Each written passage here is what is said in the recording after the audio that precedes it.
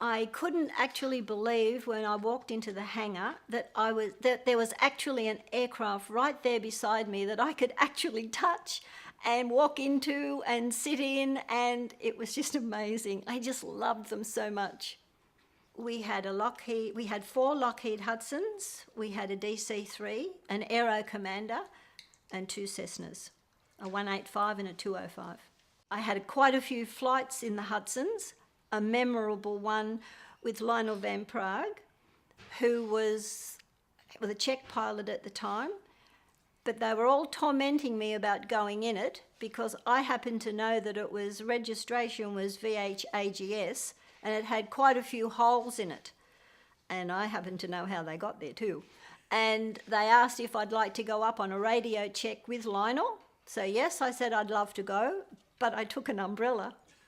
And I put the umbrella up and the whole of the airport was just laughing at me. But I was the only one that came back dry. That actual flight was quite interesting because he flew over Watson's Bay. He decided to give me a bit of a thrill, so he flew sideways. So I was actually looking up at people on the Watson's Bay Gap.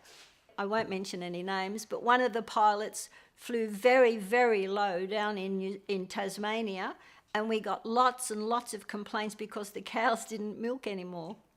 And the chickens just flew the coop and ran away because these crew were terrorising them. They were commissioned to do a flight with, I think it was the Orsova, and to do a flight with it. They were supposed to take photos from above, but one of the pilots was a little mischievous and decided to take it a little bit lower.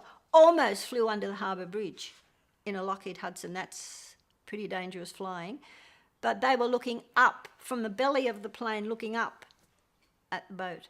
We couldn't ever do anything. I'd love to know where that photography is. We could never show it because it was illegal flying. Luckily, Mr.